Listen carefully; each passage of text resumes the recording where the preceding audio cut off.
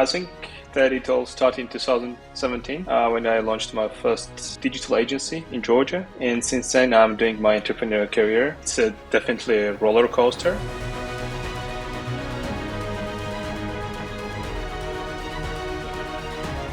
I worked for some big international companies like Red Bull, Rocket Internet, some fintech. And at some point, I was getting bored pretty fast. At some point in my life, I realized that I wanted to sell my own solutions. This was a combination of fear and excitement. The fear of not knowing what's gonna happen, giving up stability, and being on your own. I realized that the first thing that I needed was a long-term vision, which I wanted to do.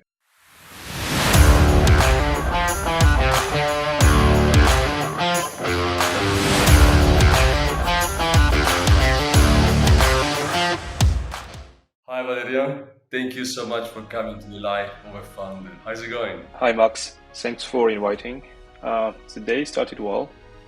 How are you doing? Oh, good, absolutely good. Thank you so much. I really appreciate your time this morning. So, the life of a founder, as the title is pretty clear, it's about you. It's not about your venture or your startup, it's pretty much yourself. As we start, would you like to give a broad picture of yourself, where you come from and how it all started one day? Well, I think that it all started in 2017 when I launched my first digital agency in Georgia. And since then, I'm doing my entrepreneurial career. My background is sales and business development. Originally, I'm from Georgia, living in Germany for the last 5 years. I run a couple of ventures in those countries, and I'm also an angel investor. I try to support Georgian ecosystem and try to develop it. So that's in a short what I do. That's brilliant. But why did you decide to take the venture, the entrepreneurial life, which is very challenging? It's very demanding. Yeah, it is. It's definitely a roller coaster. But at some point in my life, I realized that I wanted to sell my own solutions because I worked for some big international companies like Red Bull, Rocket Internet, some fintech, and at some point, I was getting bored pretty fast, and I said that I wanted to work for myself, and if I could sell different services and products of others, I could do it for myself as well. So I started this game and I'm still playing and still excited, although it's tough, but it's my game. I mean, I can understand the feeling to be bored. I think I worked for 6 months. As soon as I got my graduation, it was, oh my God, that's too boring for me. I can't do this. Also, for me was unbearable. Having someone telling me what I should do. I say, what is this? I mean, I wake up shouting for nothing. Say, no, it was very well paid. I say, no, that's not for me. So I went home and said to my family, I'm going to quit. Say, what are you doing? Are you going to quit? Are you mad? So, yeah, of course, I'm going to quit. What do you want to do? I'm taking a loan. I'm going to Milan to open my first company. So, you're crazy. But Okay. it's very exciting, I have to say. It's beautiful when you start. It's beautiful because you truly believe that you can do whatever you want, especially when you're young. And after, reality is different, but that's a different story. But how was your feeling when you started? Your first one, your first startup. I think it was a combination of fear and excitement. The fear of not knowing what's gonna happen, giving up stability, and being on your own. And this emotions, you should get adapted to it. You just need to process the new lifestyle, and that was different. But the same way, it was exciting because you feel that now you're free and you can accomplish anything that comes on your mind, and you start to learn. And of course, you make a lot of mistakes, which is necessary, I guess, to understand how you should prioritize, what are your skills, and what you should invest your time at the very beginning to make the first steps, not to fail so hard to quit, right? So that was the initial feelings I remember. But then it starts the roller coaster, and sometimes you're super excited with new ideas, with new journeys. Sometimes you're a little bit down because it's not going as well as planned. But then there's a turning point, and up and down all the time, like a roller coaster. It is. Yeah, the feeling of there is no limits. That's probably the most beautiful you have. So I can. It's all about me, right? If I can make this done because of me, if I fail it because of me, and of course we are not alone. I disagree when people say I'm self-made, for example, because nobody's self-made. You try, but without anyone around you, just you, there's nothing you can do. You need people, you need market. So it's not self-made really, unless you are baking a cake. But they're limited. The limit is beautiful. This is why I quit because for me it was okay. What's the cap here? Maybe 10,000, 20,000 per month. Yes, I have a good life, but it's boring. There is no excitement. This is, I think, is the difference between entrepreneur and managers. Managers, it's more about stability and the good one, be very well paid, take a responsibility, but in the end of the day, you can work out from the business and take another one. When entrepreneurs cannot work out, and sometimes when they fail, the price is very, very high, especially in Europe. So I mean, I love founders because it's something different. It's really something different. But what were the initial struggles? Where do you find the most difficult part as soon as you start? I think that's a good question because there are a lot of struggles which you face straight away. The lack of investment, skills, a lot of stuff. It also depends where you started. But for me, it was bootstrapping. I didn't have any money to invest. So I just pitched the idea to a few of my friends at the very beginning. And we started a creative agency. Actually worked well because we started to sell it for really crazy money because of our background, the industry. Then we quickly realized that we're lacking some skills because you can do on your own one project too, but not more. So then the struggles are, okay, if you sell well, how you train your team, how you get resources to scale, then how you manage them. And I would say this first struggle was about the first failure because after 1.5 years, when we grew at some point in 2018, it's the quality decreased a lot, and our clients were not happy, and they started to leave us.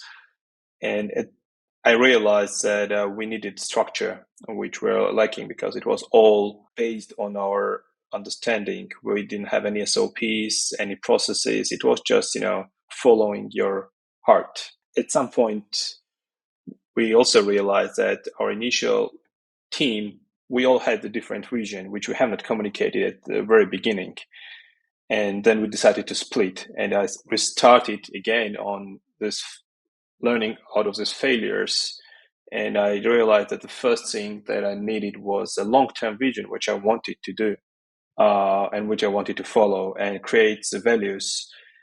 And I started alone in 2019, and step by step, a lot of learnings, growing network, doing it on international level, which was even harder.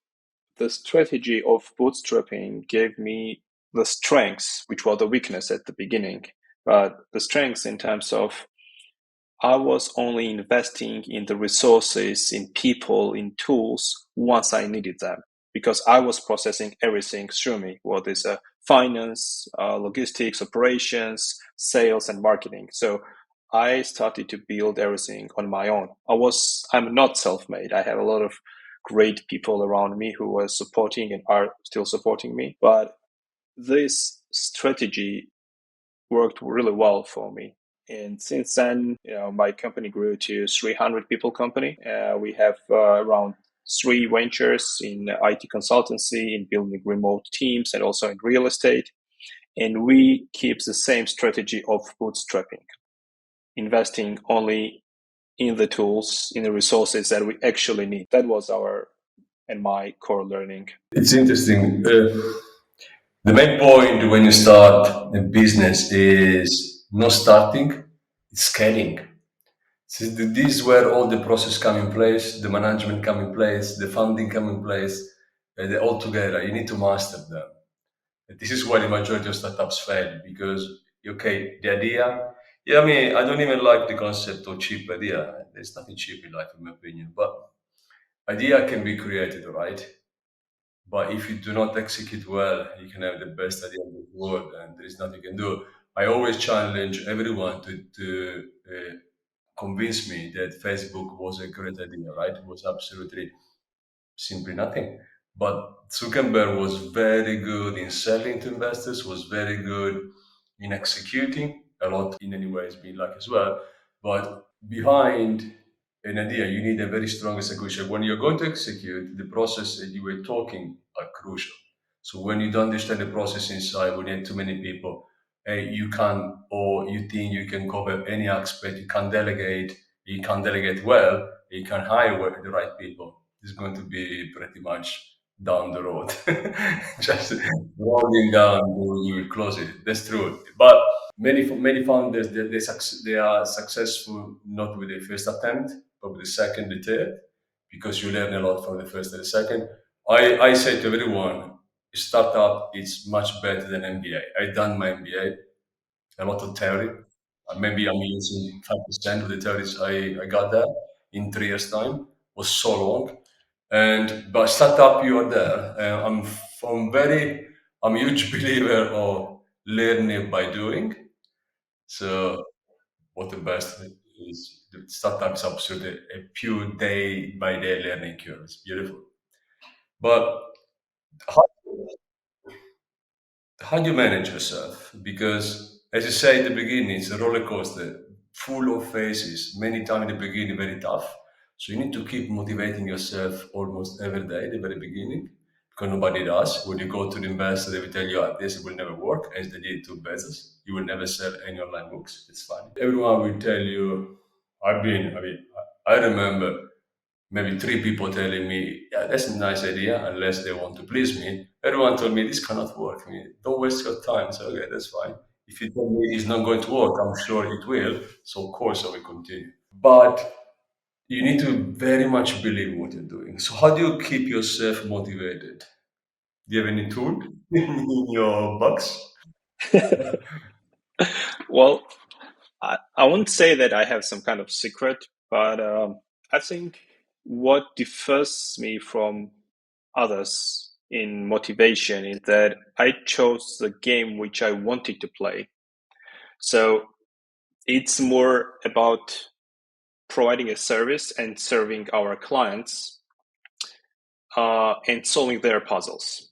So for me, there are people who love watching football or any sports, people who love doing sports, going hiking, and doing different hobbies. For me, it's talking business.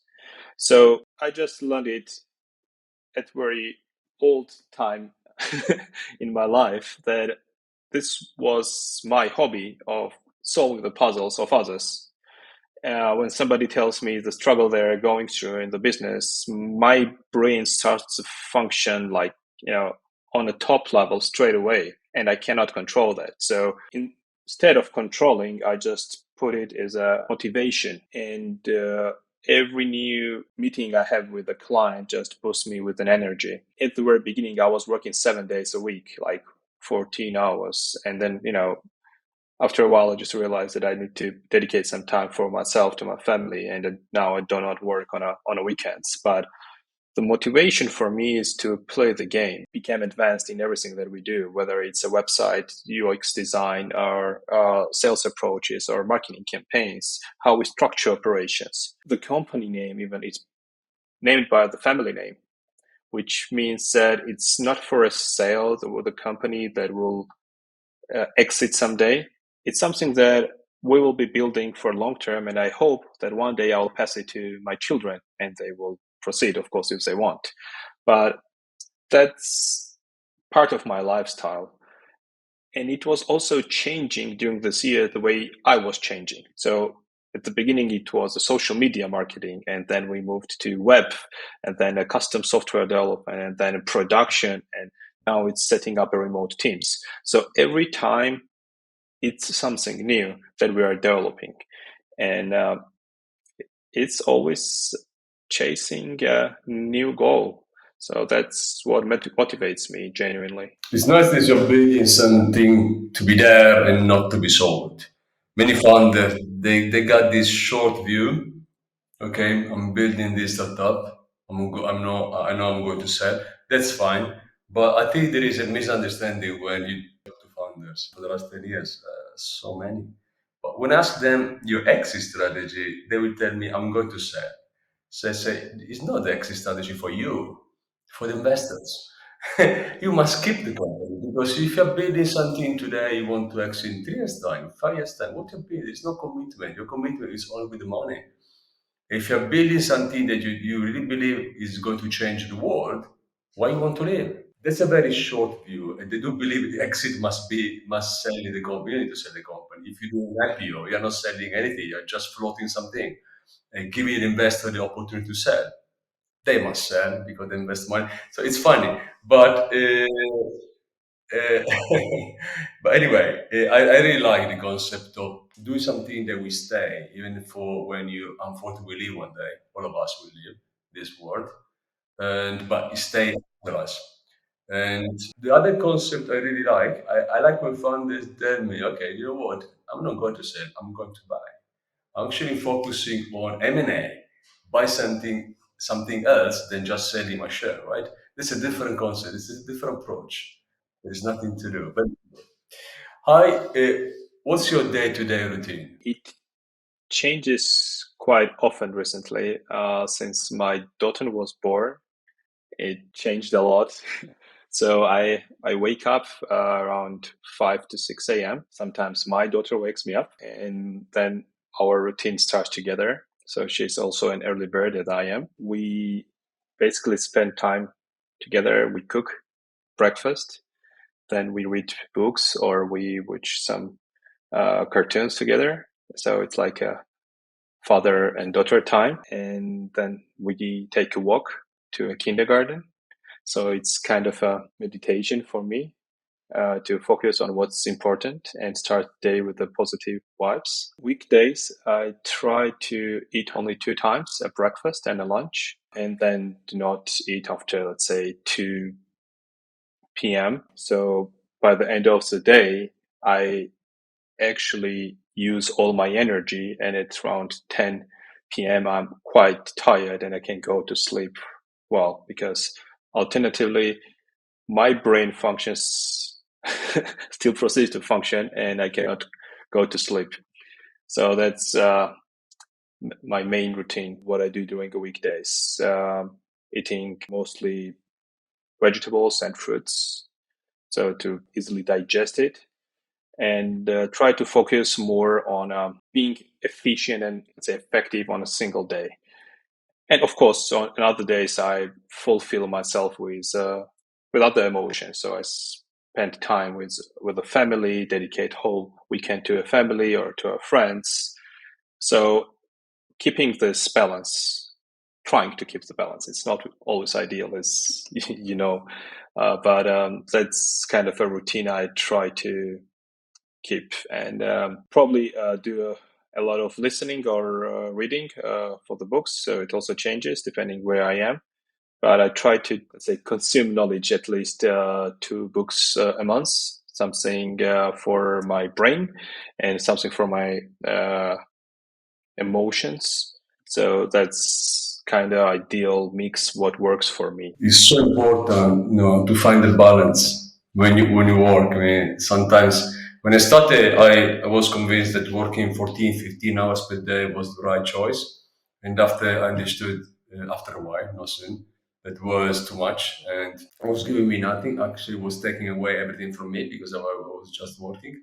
I was still working a lot, but with a better balance. But what I really like that we share the same opinion that eating well, eating a bit during the day, is much better than having 1, 2 meals and after maybe you need to go to sleep because you are digesting tons of food, which is not good at all. I mean, you have a daughter.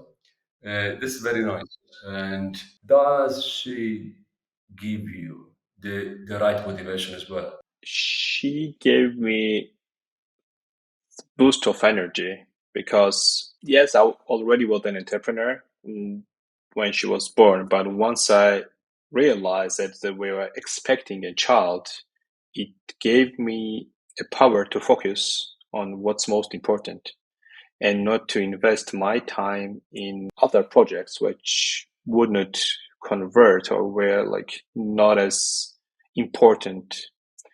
And it gave me a feeling that there's no way back in a good way.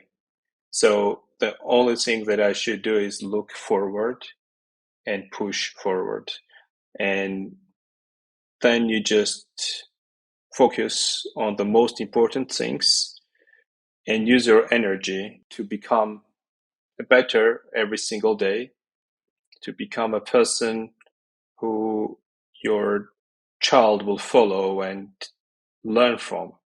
So it's probably the best motivation, the best project, the best resource, the best learning. Your child sometimes is some people say your second chance to realize and to Yeah. process your life.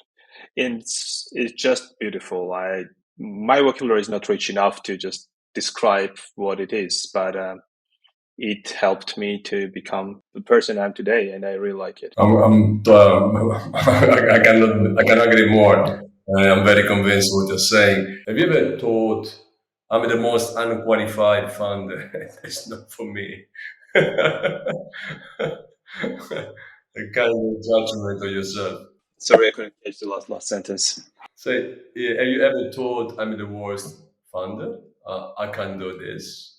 Maybe I'm overvaluating myself. Sometimes I had these fears, of course, especially when I start to do something new, and when the first challenges hit you really hard. There's always this fear; it never goes away, and you just learn how to cope with it. But overall, if you use it well, transform this energy to a fuel. Instead of stopping you and going back, you can go forward. As an example, when I start a new project, I try to do as much learning, as much reading and research as possible. And then when I am at the point that I know enough that I can make my first step, I just go there, with everything I have, and I just push forward. But there's also in the back, there's a fear of, okay, I cannot do it. But if I burn all my bridges back, then the only way is moving forward. So that's kind of a philosophical way how I try to do it with my recent project in real estate, which I started last year. It's tough.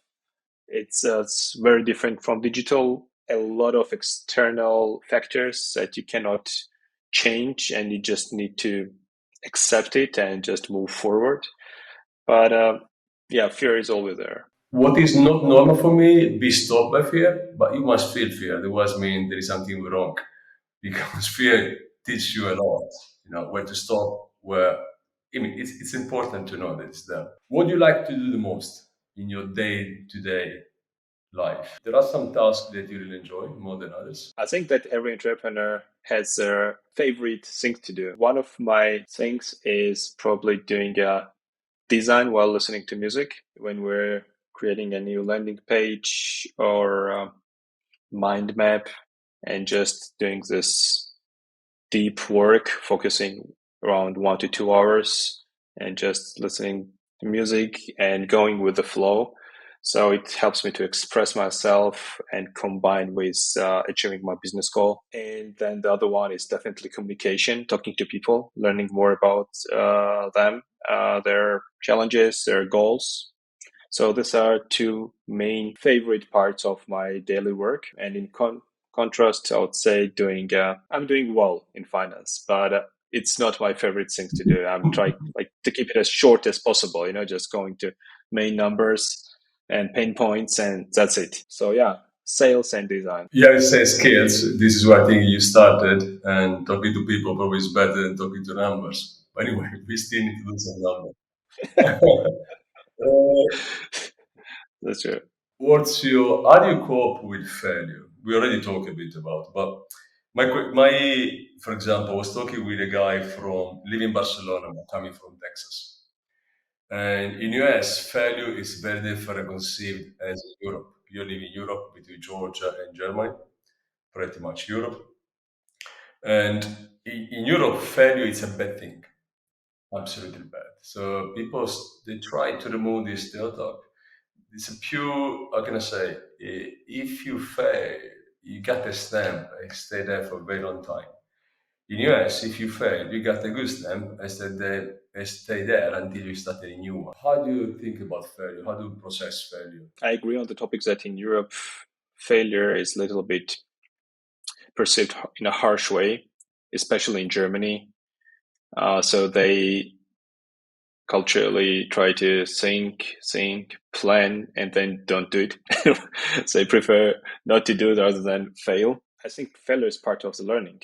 It's inevitable, and it's not a bad. It's not good. It's something, part of the journey. As you mentioned, being a founder is like an MBA. It's a learning, and you should learn from your failures, but you shouldn't be silly to do the same fails again. Actually process what was wrong, what you could have done better, and then move forward. If you're innovating and you're being a pioneer in the industry, then you need to make as many fails as possible, crash everything in order to understand what's the next. And we have been doing it in our venture where we're building remote teams at the time where nobody was interested in it before COVID. And there was definitely a lot of fails, but those fails led us to become one of the industry's leaders in the region and provide the top quality, keeping clients happy with a retention rate of over 90%, 95%. So it doesn't come with just, out of blue and just doing only the right things. You need to fail, you need to realize, and then move forward and get the feedback. So I think failure is needed. I believe the only failure is if you do not learn by failure. If you get, when you fail, you have to stop. For example, I have a friend of mine who very smart guy. We were 25. My dream was not being an entrepreneur at all. My dream was not working in any industry. My dream was acting in theater and movie. My dream. So we studied theater, studying academy, everything until I was 30. So meanwhile, I was doing my university. My dream was not university. University was only plan B in case everything would go wrong. But when I met this guy, he was a director, producer, small producer, and when what he was telling me is every night stop 5 minutes. You don't need 1 hour, 5 minutes before going to sleep. Go back to the day and see what you can learn from each day, day by day. And when you fail, don't bother yourself because the fail is done. It's done. You can't do anything. So you failed. At least learn from the failure. So tomorrow you will be better than today. So I am still doing every night. Every night I stop 5, 10 minutes. I process the day. I say, okay, this done, this done, this done. Actually, I've done much less than I could have done, or this could done in a different way. It has been absolutely failure.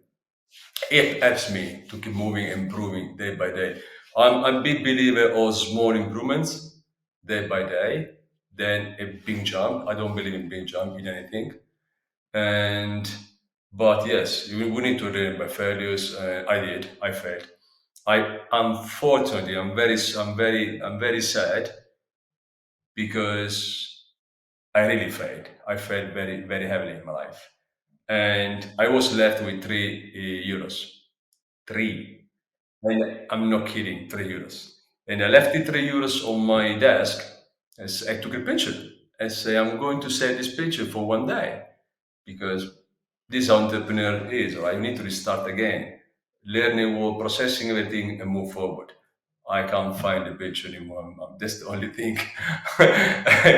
But it is. Failure is there. You must accept and learn, and that's it.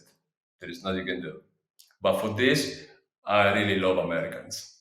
I love them. I love the way how they think. I love the way how the ecosystem around is done. And if you fail, you go to the bank. They won't stop you with credit because you failed. Actually, they believe that the next credit will be used in a better way than the previous one. Here in Europe, my God, there's no way he can handle it. What's your point of view on the tech community today? How they by in tech we believe we need to create a better place to live. Do you believe we are doing enough? I think there's always room for improvement. And especially now when the access to the global knowledge is free, it's getting bigger together with new tools. You basically get a superpowers. I think that we're at this stage as a community where majority is just chasing money and not focusing on what's important. Everybody wants to create a unicorn. When I listen to the startups, 95 out of 100, they don't have a sense of the market. They don't understand it. They don't have a vision, and they just grabbed something because of the bigger part of the pie. That's it. The things that I would change is I use this resources for local stuff and start local to improve life of your community, of your country, of people that you want to make it better. There's so much stuff to do in anywhere, starting from healthcare, finishing with, I don't know, logistics. And we're just pushing forward some stuff that there's just a lot of investments. That's it. I mean, I also realize that this is part of the process, but in terms of just competing on a global scale, all the VCs, all the investors, they just do the same stuff. For example, there's Stripe, Revolut, TransferWise, and so many others. But it could be so much local. Instead of competing in a long queue, you just can create something unique for specific communities and diversify your portfolio in a different way. I think that's a pattern which will change after a while. It happens everywhere where you first explore the new industry and then it crashes at some point, like a dot-com bubble was crashed the same way, kind of happened like here, because people just don't realize, majority of investors I talk to, or the VCs, they are just following the numbers, which is okay, but nothing much is happening in the back. There's no vision. It's just, getting investment, distributing it, getting another one, and that's it. So I know it's not for me. We are not doing this. We are just trying to focus on stuff that we like. And maybe there's money, maybe there's not, but that's what we think is important. I mean, venture capital is a different way to go when you open and decide to go for a startup for your venture. So it's a different logic behind money must be returned to LP. You're chasing 5, 6, 20 times return. This is a totally different story. It cannot be helpful at all. Brings fund to a lot of stress. Everyone is under stress. It's a different approach, and it's not for everyone. Yes, but in tech community, we don't do enough at all. A lot of talks, a lot of blah blah, but very little fun. If you can sit with world leaders, what you said there that really annoys you and must be fixed. I've never thought about it. The way I think about the life in a philosophical but really genuine way is that we are quite lost as human beings, as a species, in a way that we're all competing with each other in different industries, fields.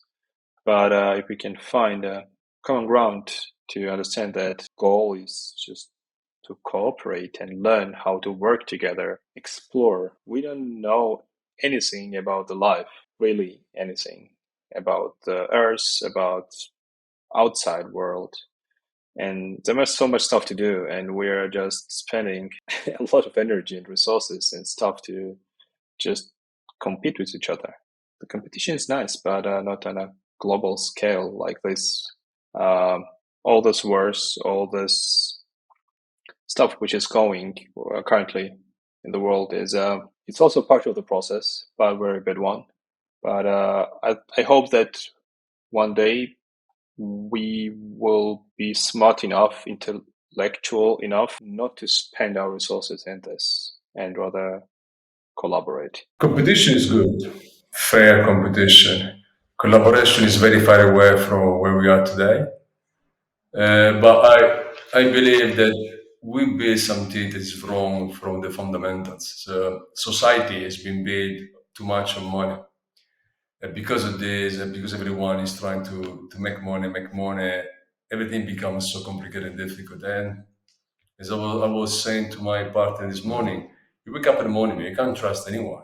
So you are very much alone because anytime you try to trust someone, it is what it is. We fight back to you. So yeah, I mean, fundamentals are very wrong, very, very wrong. And it's so difficult to change now because we've been there for too long. Are you concerned about climate change? And are you doing anything on your for what you can do on your own? Yes, I'm concerned. And now, looking back at a couple of years, how it changed in Germany, in Georgia, I feel it. I think everybody feels it right now.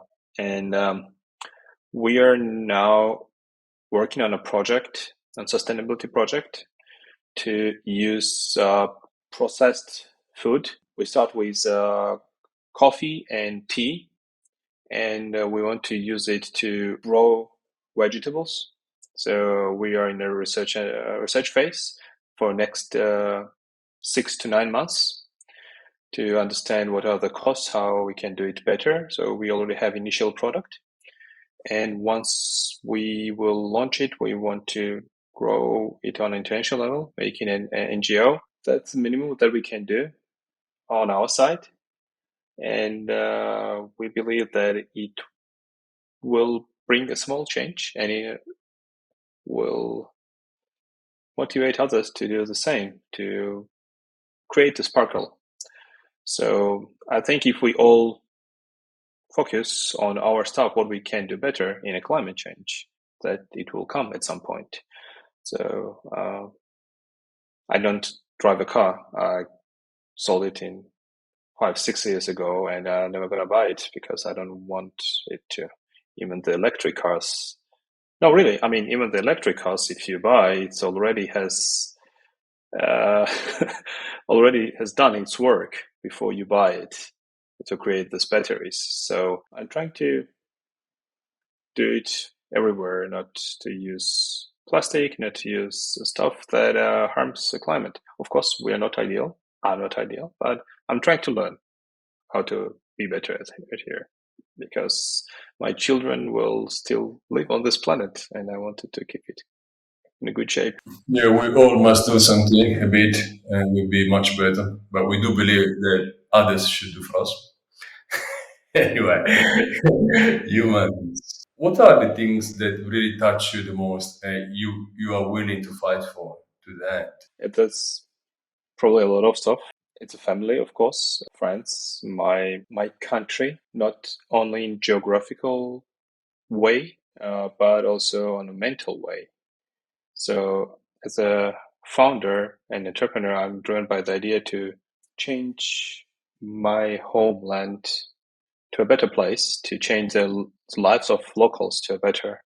Because at some point in my life, I left this country because I couldn't grow here at the business. I couldn't do much, and now I've found the way how to do it on a remote basis, and I'm providing these opportunities to locals. So I think that's my main little thing that I want to focus. What I will fight for. Yeah, that's my little part of the world, a little piece of the land on there that I'm trying to make a better place. You already say you like reading, the best book and author.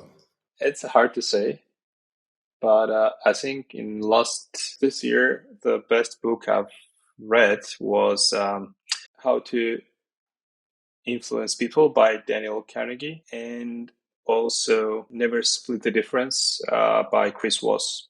It's about negotiation. Yeah, that was most exciting and informative books I read. Do you watch movie? Yeah, of course. I'm a big fan of movies. What's the best one? My favorite one is still Matrix because at that time when it was filmed, the idea was so noble, so different. I still think that at some point it's a more reality than anything else. The simulation, the nice and brilliant simulation we're living in, and filming is also it's also brilliant because whatever they did, this famous scene with Neo, it was the first time filming the scene with like 32 cameras and also the special effects. So yeah, I would say Matrix would be my favorite one. And actor?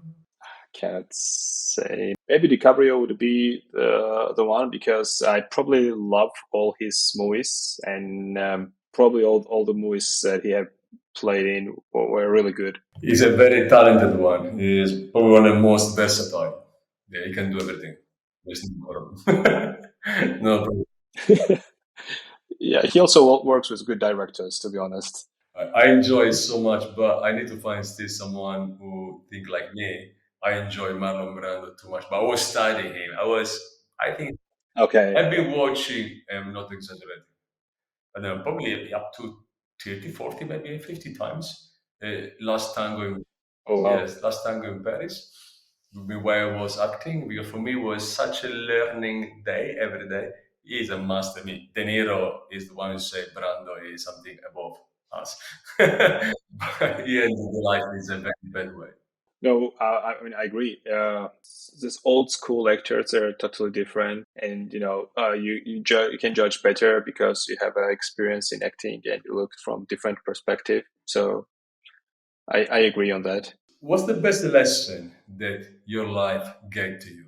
I don't know about the best lesson. There are a lot of those, but I guess the thing that I'm trying to learn now and what life tries to teach me is to just enjoy with whatever you have and just live the life. I have a problem to live the moment, big one. Since I was born, I never live the present. I only live the future. It's a big problem for me. Maybe because I think many entrepreneurs we have too much. What's going to happen tomorrow in 5, 10 years time? You don't have time to live your moment. So my partner. She gave to me this book, which is I can't remember now. Anyway, I will tell you the title. I need to go back and search. It's about living the present, all right? So I finished the book.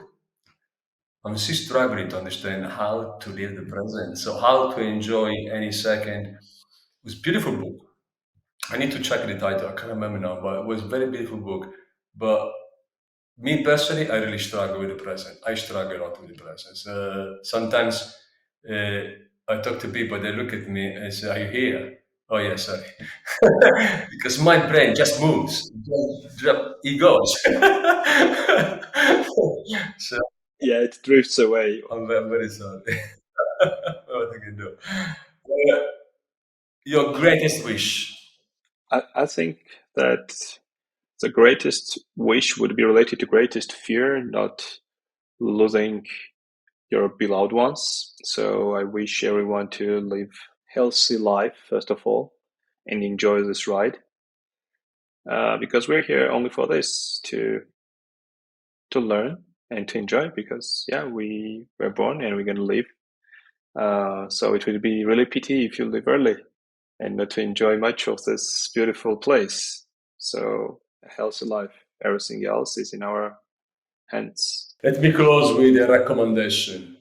I'll ask to us funders if you can recommend anything to the other funders. What do you say to them? Depending on what stage they are, but choose a game you like and just play till the end.